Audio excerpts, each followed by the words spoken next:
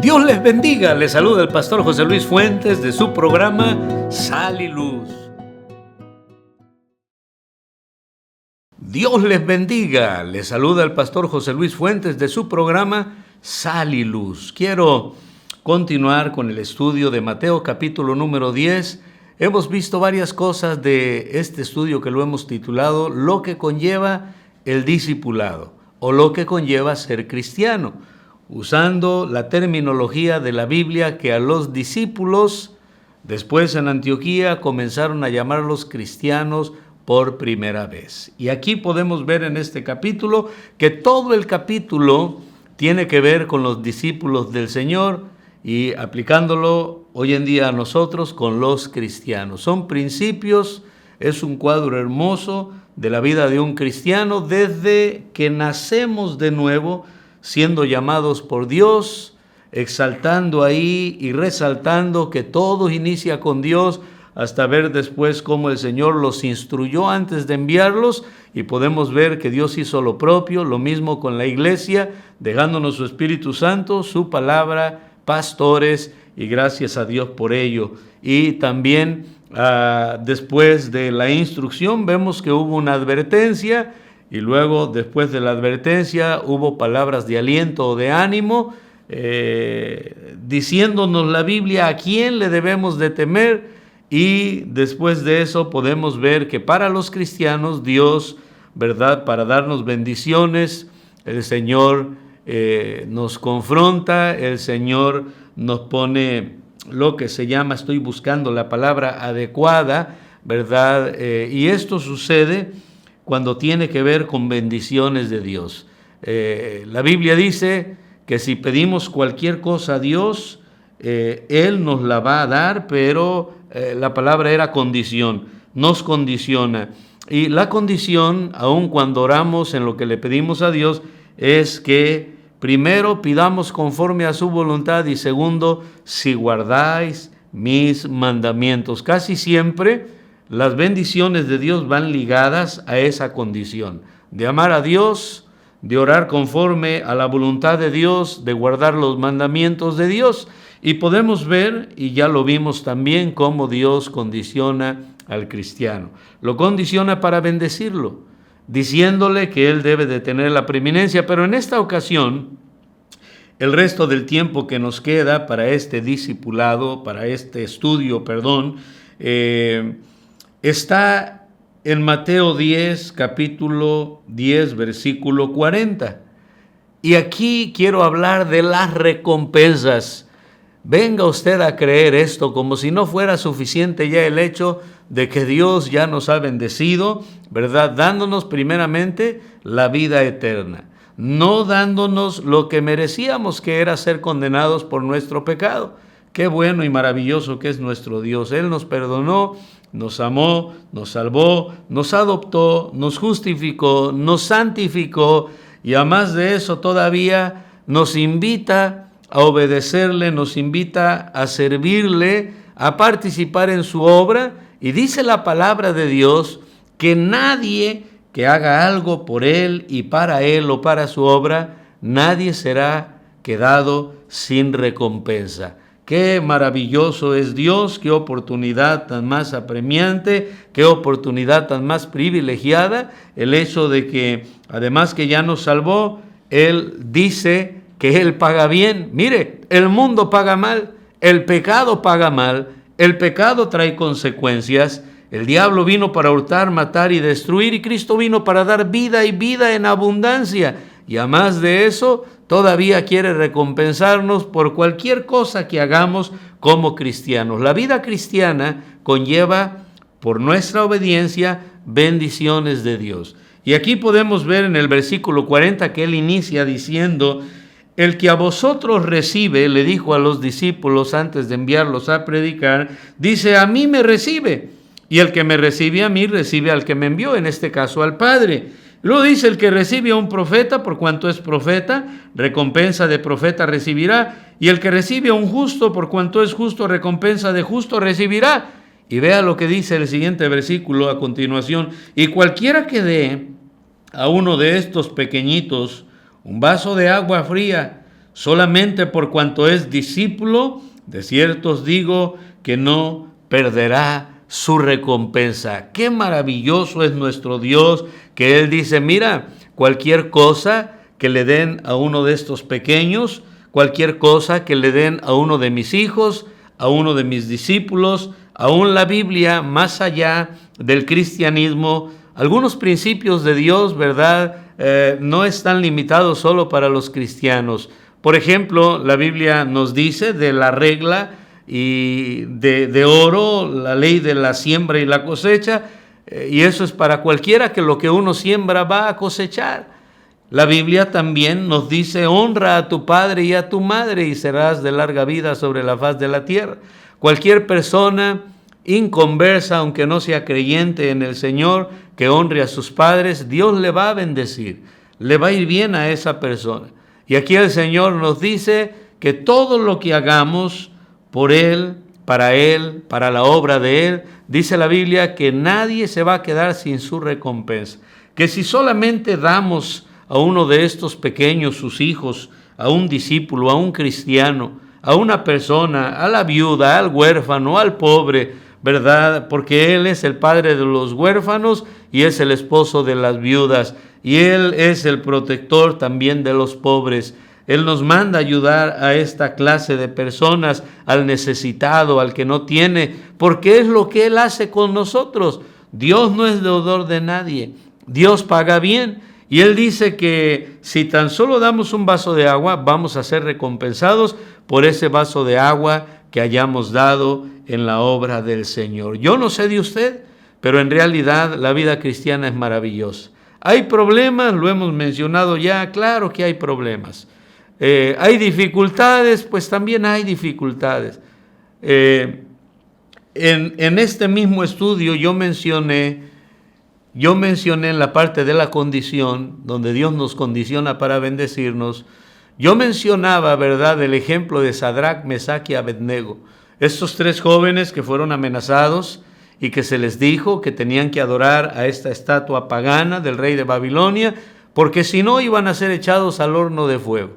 ¿Y qué dijeron ellos? Ellos dijeron, mira, sepas tú, oh Dios, que nuestro Dios puede librarnos de tu horno de fuego. Y si no nos libra con todo y eso, no vamos a honrar tu estatua, no vamos a pecar contra Dios. Y quiero mencionar, porque después hablaba con un hermano y nos poníamos a pensar en este dicho, en esta situación, en este evento, que finalmente ellos no fueron librados del horno de fuego, porque sí fueron lanzados al horno de fuego.